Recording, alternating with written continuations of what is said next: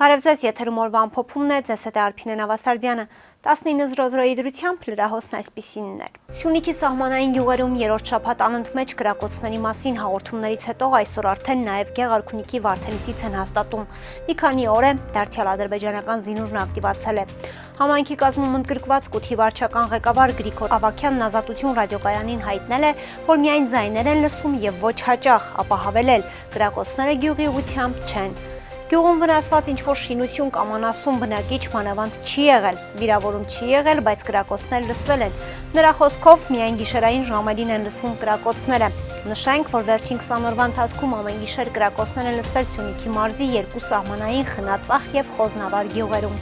Օրեր առաջ մարտի 31-ին Խնածախում կրակոցներից բնակելի տներից մեկի պատուհանն ու պատն էր վնասվել, որից հետո միայն Պաշտպանության նախարարությունն հաստատեց կրակոցների առկայությունը, պնդելով հաղորդում են այն խախտումները, երբ դրանք ուղղված են Հայաստանի տարածքին, նպատակային ու թիրախային են։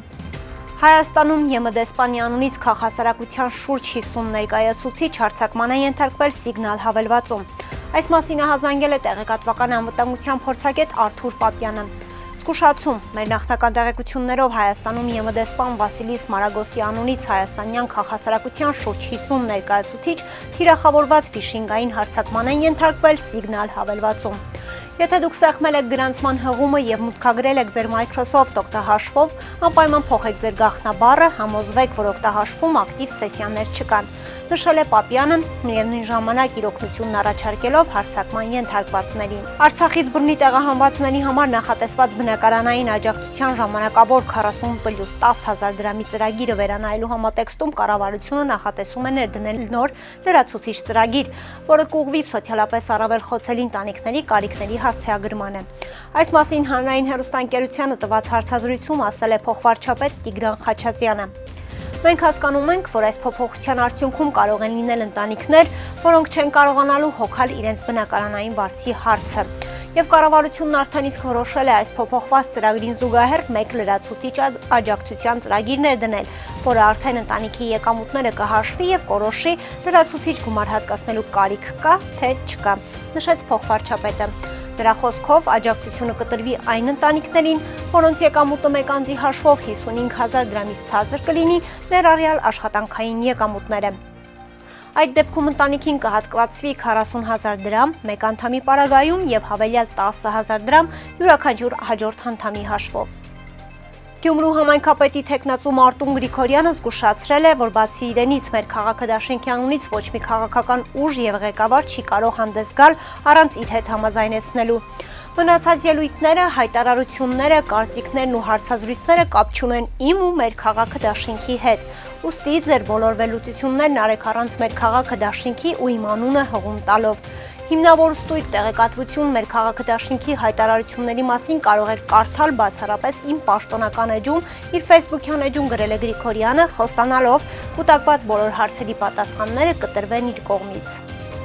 Ալեն Սիմոնյանն այսօր արձանագրություն է ստորագրել Վիլեն Գաբրելյանի падգամավորի լիազորությունները դադարեցնելու մասին։ Արձանագրությունը հրապարակվել է Հայաստանի Հանրապետության ազգային ժողովի պաշտոնական կայքում։ Վիլեն Գաբրելյանն ապրիլի 1-ին падգամավորական մանդատը վայր դնելու դիմում էր ներկայացրել ազգային ժողովի նախագահին։ Ազգային ժողովի կանոնակարգ օրենքի համաձայն հրաժարականի դիմում ներկայացրած падգամավորը մեկ շաբաթվա ընթացքում կարող է հետ վերցնել դիմումը։ Հակառակ դեպքում Հայաստանի Հանրապետության ազգային ժողովի նախագահը դադարեցնում է նրա падգամավորական լիազորությունները։ Վիլեն Գաբրելյանի փոխարեն падգամավորական մանդատը կստանա քաղաքացիական պայմանագիր կուսակցության համամասնական ցուցակի հաջորդ հերթական համարի թեկնածուն Աշակ Օրդուխանյանը։ Այսօր առավոտյան ցավալի դեպք է տեղի ունեցել Երևանում իրենց մասնագիտական պարտքը կատարելիս վթարի է ենթարկվել շտապօգնության բրիգադը։ Այս մասին իր Facebook-յան էջում գրել է առողջապահության նախարար Անահիտ Ավանեսյանը։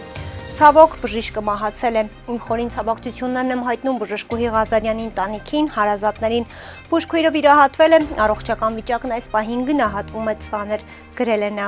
Ավելի վաղ հայտնի էր դարձել, որ այսօր ժամը 05:40-ի սահմաններում Թամանցիներ փողոցում մետրոյի գործարանային կայարանի հարևանությամբ Toyota Magnishi շտապօգնության ավտոմեքենան բախվել է Երկաթա Էլեկտրասյանը, որի հետևանքով վարորդը, բժիշկն ու բուժքույրը մարմնական վնասվածքներով տեղափոխվել էին հիվանդանոց։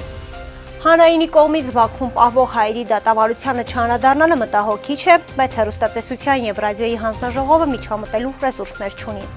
Այս մասին լրագրողների հետ զրույցում ասաց ՀՌՀ նախագահ Տիգրան Հակոբյանը, անդրադառնալով հանրային հեռուստաընկերության կողմից Ռուբեն Վարդանյանի եւ Բաքվում պահվող այլ հայերի դատավարությունները չլուսաբանելուն։ Գիտեմ խնդրի մասին, կիսում եմ մտահոգությունը, բայց ուզում եմ հստակ հասկանանք բոլորիս լիազորությունների սահմանները։ Հանրային հեռուստաընկերությունն ունի իր կառավարող մարմինը, դա հանրային հեռարձակողի խորհուրդն է եւ մենք իրենց բովանդակային վեճերի կամ բովանդակության մեջ խառնվելու իրավունք չունենք։ Մենք ընդհանրապես խմբագրական քաղաքականության միջամտելու իրավունք չունենք, ասաց նա, նկատելով իրենց իրավունքը սահմանափակվում է օրենսդրությամբ։ Ես ՔՊ-ից ընդհանրապես վիրավորված չեմ, շնորհակալ եմ ՔՊ-ին, որ Ասլանյանին վերադարձրեց Ասլանյանին։ Այս մասին այսօր հայտարարել է ազգային ժողովի անկախ падգամավոր Հակոբ Ասլանյանը։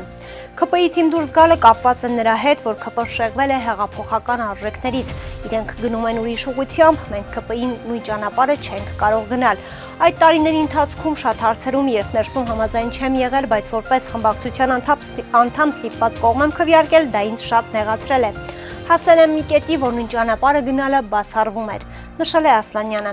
Հիշեցնենք, որ նախորդ տարեվերջին Հովիկ Աղազարյանին եւ Հակոբ Ասլանյանին հեռացրել էին քաղաքացիական պայմանագիր խմբակցությունից եւ կուսակցությունից։ Այսօր ապրիլի 8-ին ավտովթար է տեղի ունեցել Արագածոտնի մարզում ժամը 12:10-ի սահմաններում Գեղարքունիքի մարզի բնակիչ 28-ամյա Հայքսն իր վարած Mercedes Sprinter մակնիշի ավտոմեքենայով Երևան-Գյումրի ավտոճանապարհի Փարպի բնակավայրի վարչական տարածքում դուրս է եկել երթևեկելի գոտուց, բախվել հողաթմբերին, 1 կամ 2 պտույտ շրջվել եւ հայտնվել դաշտում։ Ինչպես դեպքի վայրից հայտնում է ֆոտոլրագրող Գագիկ Շամշյանը, վթարի հետևանքով վարորդը, ումս դեպքի վայրում հավաքված քաղաքացիների առաջին օգնության է հասել այդ պահին նշված վայրով անցնող մի երիտասարդ տղա, ով մասնագիտությամբ բժիշկ է, ով տեղում առաջին բուժօգնությունն է ցուցաբերել, ապա հազանգել է աշտարակ բժշկական կենտրոն եւ օպերատիվորեն ժամանած բժիշկների հերթապահ խումբը նախ տեղում առաջին բուժօգնությունն են ցուցաբերել, ապա տեղափոխել աշտարակ բժշկական կենտրոն։ Վարորդը ենթարկվել է սթափության փորձաքննության, եղել է սթափ եւ նա ավտոմեքենայից դուրս չի հայտնվել,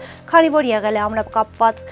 Ըստ նախնական տեղեկությունների, վթարի պատճառներից մեկը ճանապարհին եղած ասֆալտի նստվածքն է, որից առաջացել է փոս եւ երբ եղանակն անձրևում է, այդ փոսում անձրևաջուր է լցվում ու դառնում է վարորդների համար պատուհաս։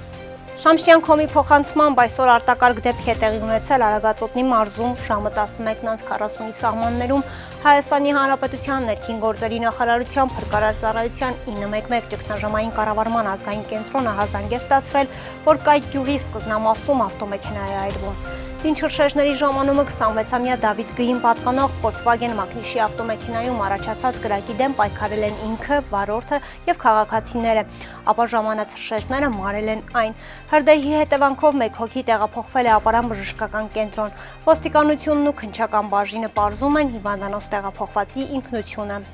Այսօրվա համար պատրաստել էինք այսքանը, կհանդիպենք վաղը։